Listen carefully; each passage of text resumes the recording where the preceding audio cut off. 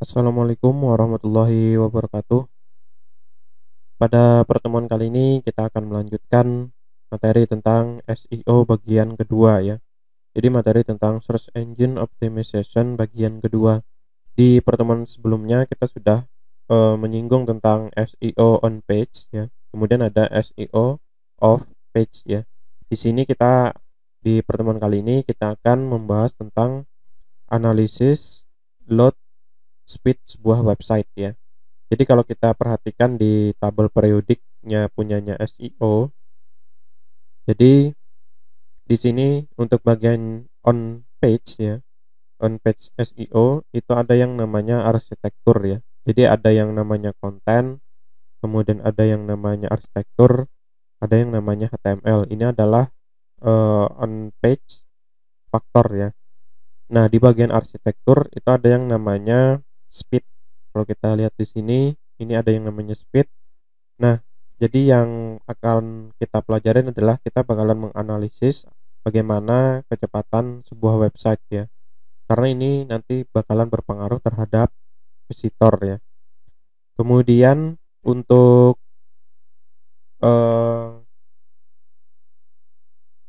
analisis sebuah website ya. Jadi website itu kan ada yang bentuknya responsif ya, ada yang responsif dan tidak responsif. Nah, di sini disarankan pertama website kita itu harus responsif ya. Jadi ketika yang buka itu adalah browsernya punyanya mobile atau punyanya smartphone, itu harusnya eh, tampilan dari websitenya itu harus mobile friendly ya. Nah, nanti juga ketika yang buka itu adalah browsernya punyanya komputer atau laptop gitu ya. Nah, nanti bentuknya juga harus eh, bisa responsif ya, atau nanti bentuknya adalah desktop ya. Nah, nanti untuk yang di sini nanti untuk melakukan pengecekannya, di sini sudah saya sediakan linknya. Nanti kita bakalan tes apakah website, nanti kita bakalan tes salah satu website ya, apakah website tersebut sudah mobile friendly atau bukan ya. Karena kalau kita perhatikan ya, semakin kesini kan orang lebih banyak mengakses sebuah website itu melalui browser dari handphonenya sendiri gitu. Jadi kan ini termasuk apa? Termasuk suatu hal yang harus diperhatikan ya. Jadi jangan sampai nanti kita merancang sebuah website yang website tersebut misalkan cuma bisa bagusnya itu cuma ketika diakses lewat browsernya komputer misalkan. Nah, kalau seperti itu pas diakses lewat browsernya mobile misalkan tampilannya menjadi acak-acakan. Nah, jangan sampai seperti itu ya. Karena ini merupakan bagian dari peluang juga ya. Oke. Nah, kita lanjutkan lagi. Di sini jadi menurut Kissmetrics sekitar 47% pengunjung mengharapkan konten website dapat dimuat dalam 2 detik. Sedangkan 40% pengunjung akan meninggalkan website jika loadingnya lebih dari 3 detik. Nah, bayangkan di sini menurut Kissmetrics kalau sebuah website itu loadingnya itu lebih dari 3 detik, orang lain bakalan close ya, atau orang lain bakalan menutup atau meninggalkan website tersebut. Nah, dari data tersebut merupakan bagian dari bagaimana performa dari sebuah website mempengaruhi perilaku dalam berbelanja secara online. Jadi, kalau misalkan loadingnya lama ya otomatis orang bakalan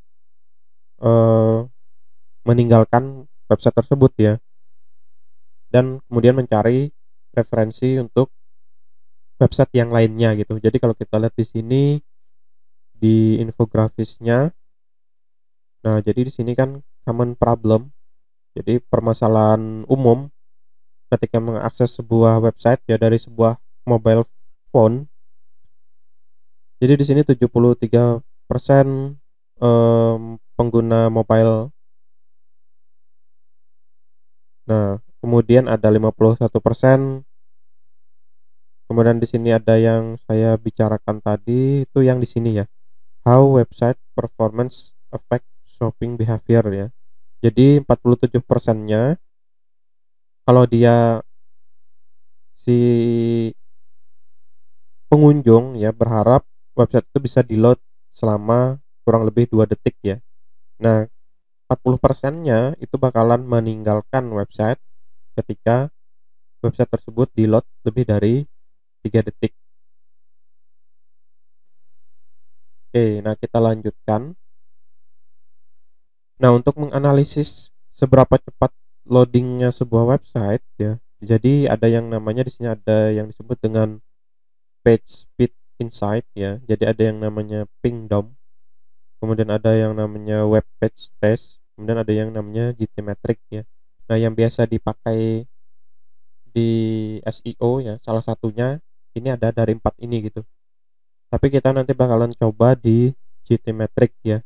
Jadi kita bakalan lihat bagaimana analisis menurut GTmetrix terhadap sebuah website tersebut. Nah, dari sana juga nanti kita bakalan bisa tahu misalkan apa saja yang harus kita optimasi ya. Oke, nah jadi di sini kita nanti bakalan coba GTmetrix untuk mengukur dan membantu optimasi kecepatan sebuah website. Kita bisa menggunakan GTmetrix. Kemudian GTmetrix itu dapat digunakan untuk mengetahui performa website dari segi kecepatan loading dan juga dapat digunakan untuk melakukan pemantauan performa website ya. Jadi selain GTmetrix nanti ada page speed, kemudian ada yang namanya YSlow ya atau YSlow ya. Kemudian ada untuk menganalisis untuk mempercepat loading sebuah website itu sebenarnya ada banyak cara ya. Pertama, di sini saya simpulkan beberapa hal yang menurut saya itu penting ya. Pertama, di sini ada yang namanya gzip compression ya. Kemudian ada yang namanya CDN atau Content Delivery Network. Kemudian kalau misalkan nanti menggunakan CMS seperti WordPress, nah kita bisa install plugin cache ya. Kemudian ada yang namanya leverage browse caching, kemudian ada yang namanya minify CSS dan JavaScript, kompresi gambar, kemudian menghapus widget atau plugin yang tidak penting, dan terakhir adalah baru kita harus menggunakan hosting yang bagus ya. Jadi ini adalah beberapa cara yang bisa kita ambil untuk mempercepat load sebuah website ya. Nah, jadi pertama ada yang namanya gzip compression. Nah, sebelum website sampai ke user, server akan mengirimkan versi web yang terkompresi terlebih dahulu ke browser ya. Nah, ukuran tersebut lebih kecil dari versi aslinya. Kemudian web browser akan mengekstrak ke bentuk aslinya. Jadi ibaratnya ketika dia diakses ya, website tersebut diakses, nanti bakalan dikirimkan versi web yang terkompresi dulu gitu. Nah, setelah sampai di browser baru nanti si browser tadi mengekstrak ke bentuk aslinya. Nah, nanti juga bakalan kita lihat ya. Nanti ada contohnya. Kemudian contohnya bagaimana caranya membuat supaya terkompresi ya. Nah, di sini contohnya kita bisa menggunakan yang namanya kita buat sebuah file htaccess. Nah, kemudian kita ketikkan kode yang ada di sini. Kemudian di sini kan menggunakan htaccess ya. Nah, ini nanti berhubungan dengan web server juga gitu. Kalau nggak salah itu untuk web server seperti Nginx ya. Nginx tuh kalau nggak salah dia tidak bisa membaca htaccess ya. Jadi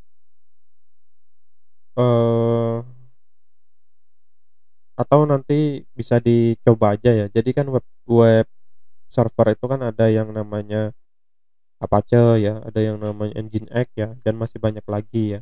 Nah, nanti dicoba aja gitu. Kita buat aja file yang namanya htaccess.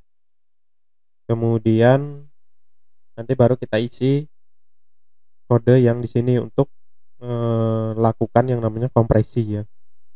Kemudian nanti bakalan kita cek ada yang namanya HTTP compression test, kemudian ada yang namanya gzip compression test. Nah, nanti bakalan kita lihat lagi ya. Kemudian ada yang namanya CDN atau Content Delivery Network. Nah, jadi ini ceritanya untuk CDN itu digunakan untuk mempercepat request file ke server dengan membuat file kopinya atau membuat mirror di berbagai server pendukung di seluruh dunia. Jadi misalkan nih yang akses itu adalah daerah Asia gitu ya. Nah, berarti nanti si server dia bakalan ngeload ya. eh, Dia bakalan ngeload file itu dari server terdekat dari lokasi kita gitu.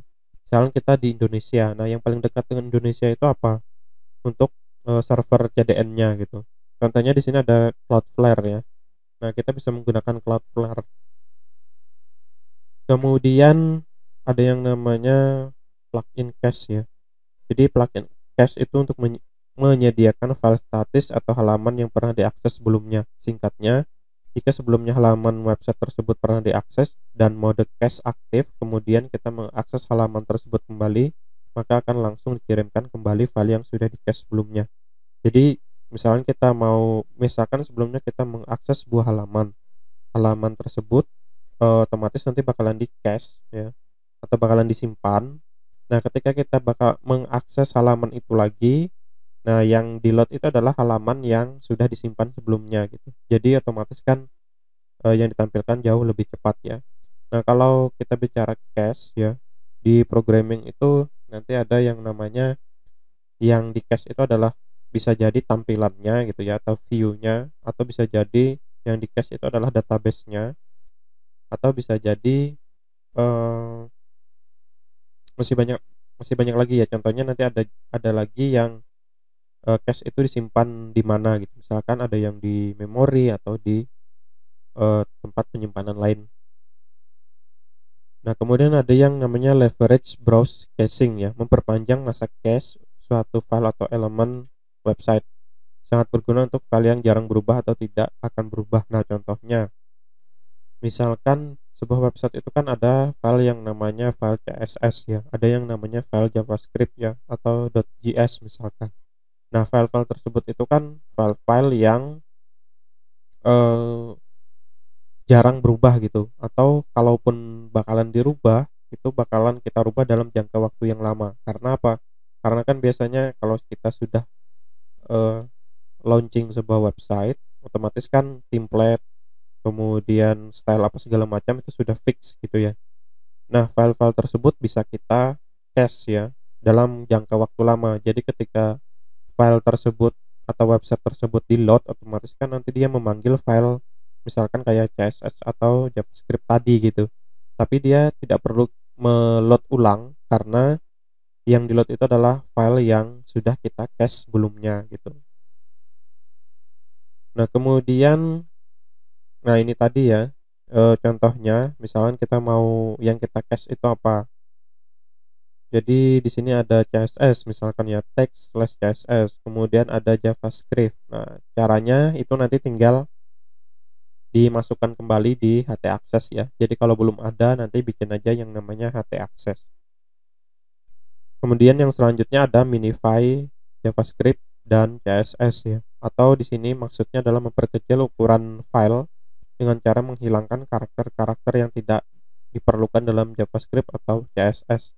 Contohnya, jadi kalau kita bikin JavaScript itu kan biasanya baris per baris gitu ya. Kalau kita di CSS pun biasanya baris per baris ya. Kita mau menambahkan style apa, kita ketikkan biasanya baris per baris. Nah, kalau di minify itu nanti bakalan menghilangkan karakter-karakter yang tidak diperlukan ya. Misalkan di tempat kita di CSS-nya kita menambahkan komentar. Nah, kalau di minify otomatis nanti komentarnya dihilangkan gitu. Kemudian biasanya kalau di minify itu dari yang misalkan 100 baris ya, itu bakalan di rampingkan gitu. Jadi bisa aja nanti jadi satu baris atau berapa baris ya. Nah, jadi seperti itu. Jadi karena apa? Karena spasi itu kan juga mempengaruhi ukuran ya.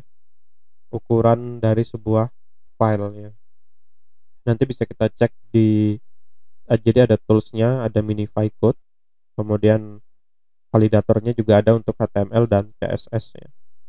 Selanjutnya adalah kompresi gambar. Nah, ini sangat penting.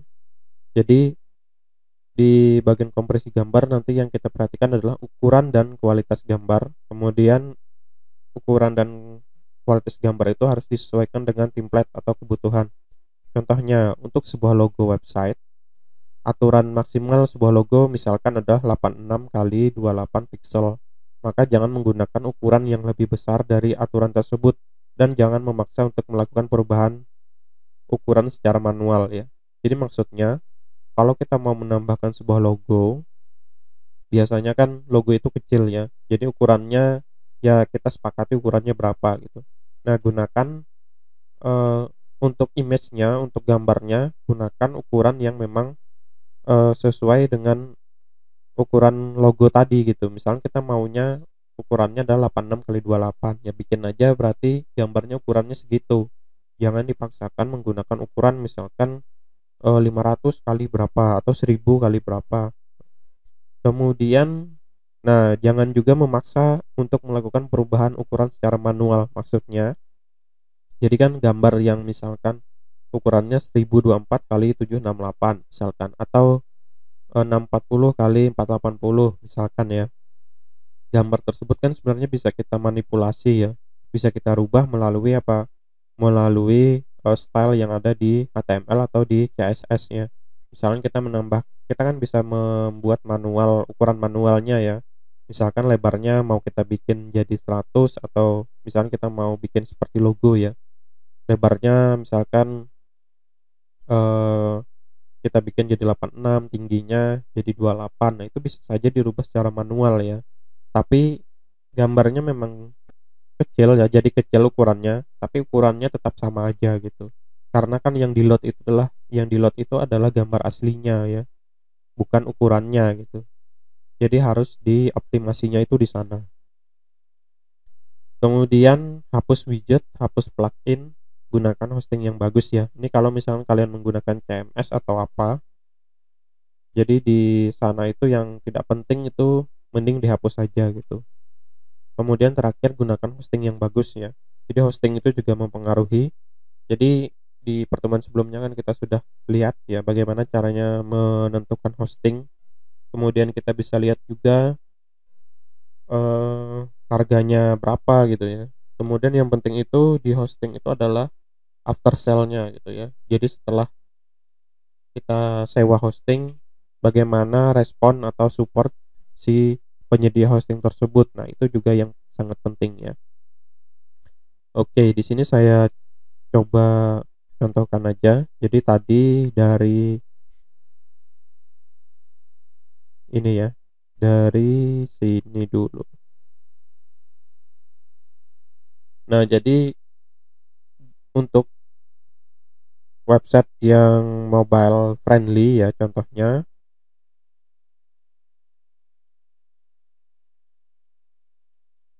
Nah, di Google ya sudah ada ininya, sudah ada panduannya. Jadi mengapa situs harus mobile friendly? Nah, jika tidak mobile friendly, situs mungkin akan sulit ditampilkan dan digunakan di perangkat seluler ya. Makanya sebuah website itu harus mobile friendly. Nah, misalkan kalau biasanya website itu kan bentuknya seperti ini ya. Nah, di browsernya seperti ini. Nah, kalau kita akses lewat eh, mobile ya, otomatis seharusnya tampilannya bukan seperti itu gitu. Karena apa? Karena dari tampilan yang ditampilkan di browser itu kan nanti hasilnya apa, bisa jadi kecil-kecil ya. Nah, kalau kita mau tes misalkan kayak websitenya Famicom misalkan ya, kita cek. Nah, ini kan tampilan desktopnya itu seperti ini gitu, atau tampilan ketika diakses dari browser biasa itu seperti ini gitu. Nah, seharusnya kalau misalnya browsernya itu adalah mobile ya, harusnya tampilannya tidak seperti ini gitu.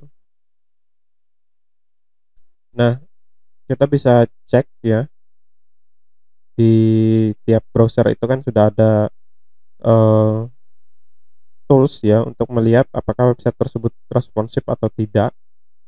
Nah, bisa cek di sini. Nah, seharusnya mobile itu tampilannya seperti itu gitu. Ini adalah yang versi mobile ya. Kalau yang versi web itu beda lagi nanti ya.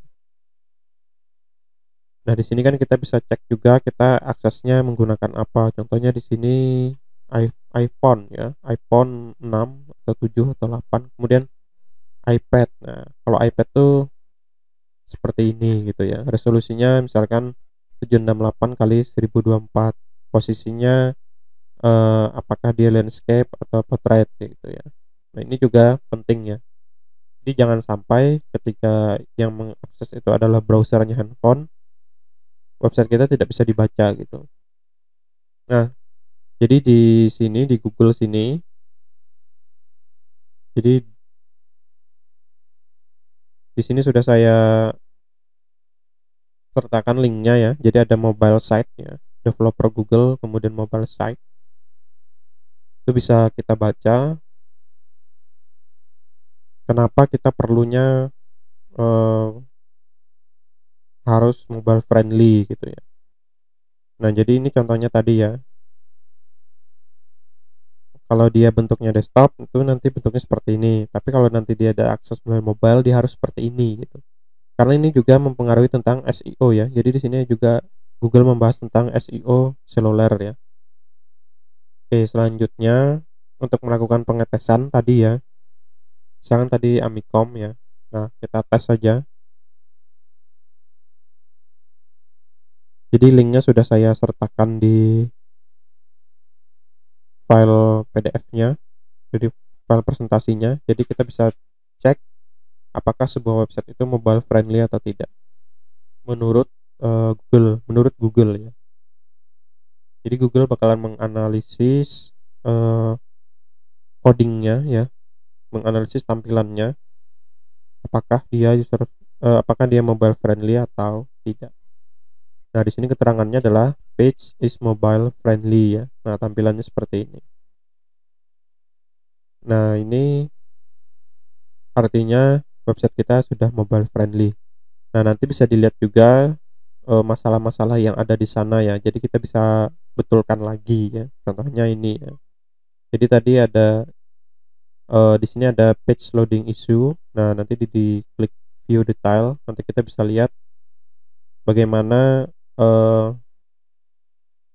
apa saja yang harus kita benarkan lagi ya. Karena di sini kan contohnya ada error-error ya. Contohnya di sini ada image nih. Ada font, ada image ya. Oke, ini yang Google ya. Nah, kemudian tadi kita untuk mengetes kecepatan sebuah website ya. Jadi ada yang namanya GTmetrix. Nah, untuk GTmetrix bisa diakses langsung ya, gtmetrix.com. Kemudian kita tes, kita masukkan, misalkan kita tes lagi yang Amicom tadi ya. Nah, kita tes saja. Nah, di GTmetrix kita bisa lihat apa saja yang mesti kita optimasi ya. Atau jadi di GTmetrix itu bentuknya adalah skor ya.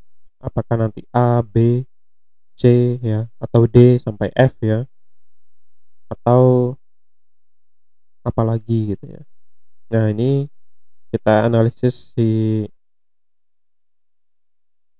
Amicom ya. Nah, ternyata di sini untuk page page speed score-nya itu adalah A ya. Y-slow-nya, Y-slow score-nya adalah A juga ya. Nah, kemudian berarti ini sangat sudah bagus ya. Jadi dari segi kecepatan juga sudah A. Nah, kalau kita lihat di sini kan ada recommendation ya. Nah, di sini eh, kalau misalkan skor kita itu kurang bagus ya, biasanya di sini di bagian recommendation itu bakal ditampilkan grade-nya apa, kemudian apa saja yang harus kita rubah ya. Contohnya ya, kita ambil website yang lain, misalkan Kompas ya. Kompas.com, kita lihat skornya apa.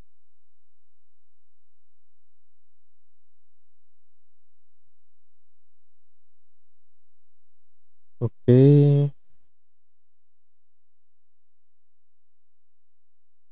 Tapi yang perlu kita ingat ya, kadang di sebuah website itu tidak semuanya bisa dioptimasi ya.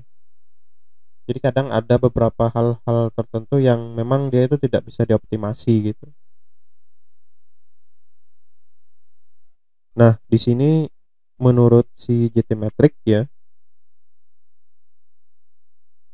si Kompas itu page speed-nya adalah F malahan ya. Kemudian Wiselow-nya adalah D ya. Di sini merah ya. Nah, di sini contohnya apa ya? Leverage browser caching ya. Nah, di sini sarannya dia harus menambahkan caching terhadap file-file tertentu. Di sini keterangannya apa?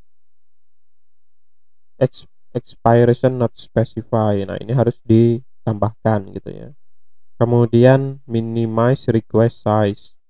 Nah, seperti ini juga bisa kita perhatikan ya, bisa kita pertimbangkan. Nah, kemudian di sini ada minify JavaScript ya. Nah, jadi JavaScript-nya harus di minify lagi. Jadi ukurannya harus direduksi lagi ya, harus dikecilkan lagi. Nah, di sini adalah saran-sarannya ya. Enable compression. Nah, itu tadi ya. Yang gzip compression ya. Kemudian apalagi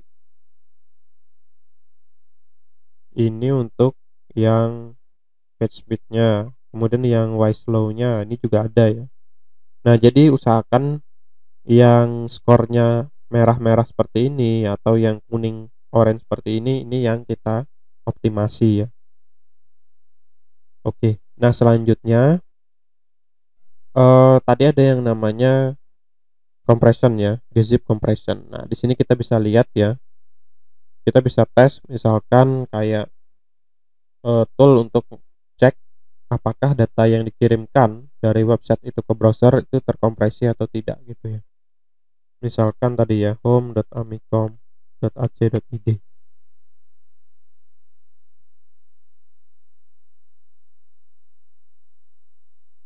Jadi untuk sebenarnya lewat GTmetrix ini sudah lumayan lengkap ya. Apa saja yang harus kita optimasi ya. Nah, tapi perlu diingat lagi ya, tidak semuanya itu bisa dioptimasi ya. Jadi kadang ada beberapa hal yang ya itu cuma dibiarkan seperti itu aja gitu ya. Contohnya di sini ya, kita lihat eh 1000 website yang ada di internet ya. Contohnya di sini ada Facebook ya. Kalau kita lihat Facebook itu juga menurut si GTmetrix itu skornya cuma B gitu. Wiselow-nya A gitu ya. Nah, di sini kan ada yang skornya F, itu kenapa gitu ya. Nah, mungkin aja ini memang dibiarkan seperti itu gitu ya. Jadi kenapa tidak dioptimasi sama si Facebook ya. Jadi kemungkinan ada beberapa hal yang memang tidak bisa dioptimasi atau sengaja dibiarkan seperti itu aja gitu ya. Jadi kalau kita balik lagi ke bagian testing sending out compression data. Nah, ternyata di sini untuk yang website kita tes ya yang homeamicom.ac.id itu dia terkompresi ya. Jadi awalnya di sini uncompressed page size-nya adalah 107 kilobyte. Nah, ketika dikirimkan ke browser atau yang terkompresinya yang bentuknya adalah atau ukurannya adalah 15,4 kilobyte ya. Kemudian nah ini tadi yang minify ya. Jadi minify itu ada banyak ya, ada JavaScript, ada CSS, ada HTML ya. Nah, contohnya di sini saya akan tunjukkan yang JavaScript ya. Kita klik dulu yang JavaScript. Nah, contohnya saya punya satu buah file JavaScript. Ini adalah file biasa ya. Nah, filenya seperti ini. Jadi kalau kita bikin sebuah file JavaScript, kita ngodingnya itu kan seperti ini gitu. Jadi ada baris per baris seperti ini.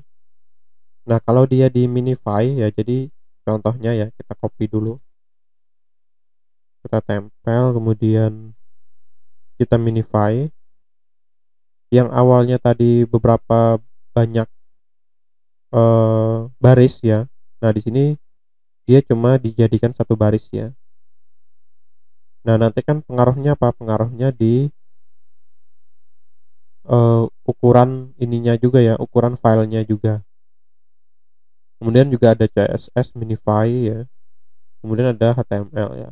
Nah, ini nanti bisa dicoba ya. Selanjutnya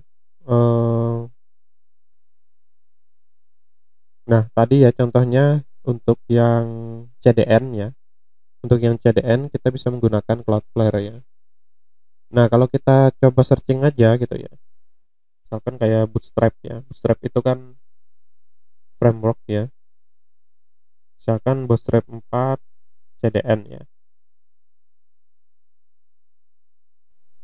Nah, di sini kan untuk CDN-nya kita cek dulu ya. Nah, di sini untuk yang versi CDN-nya juga disediakan gitu. Jadi kalau kita mau menggunakan Bootstrap yang CDN, itu kita bisa gunakan link yang ini gitu. Nah, ini tadi manfaatnya apa? Jadi kan misalkan kita sekarang berada di Indonesia ya. Nah, misalkan si Bootstrap-nya ini karena sudah dia masuk ke servernya CDN ya, otomatis nanti bakalan di-load atau dicari yang lokasinya itu paling dekat dengan kita gitu. Berarti apa? Misalkan yang paling dekat dengan kita servernya si Cloudflare ada di Singapura misalkan. Nah, berarti dia bakalan ngambil yang jalur yang dari Singapura ya. Seperti itu. Jadi ini juga bagian optimasi di sebuah website ya untuk kecepatan. Nah, jadi sebenarnya masih banyak lagi yang bisa kita optimasi ya. Nah, ini tadi kompresi gambar ya. Kalau kita cek lagi ya di website-website tadi yang skornya itu eh, kurang bagus ya, seperti apa tadi ya. Punyanya Kompas ya. Nah, kita cek aja optimize image. Nah, di sini ternyata sudah dioptimasi ya. Jadi dia sudah di reduksi ukuran ke ukuran yang optimize ya. Atau kita nanti silahkan dicoba aja untuk websitenya ya. Jadi gunakan GTmetrix ya. Oke, untuk materi kali ini saya rasa saya cukupkan dulu ya. Jadi nanti silahkan dilihat kembali di untuk untuk link-linknya sudah saya sertakan di file presentasinya. Nanti bisa dicoba lagi di tempat masing-masing ya. Oke, sekian, semoga pertemuan kali ini bisa bermanfaat. Terima kasih. Assalamualaikum warahmatullahi wabarakatuh.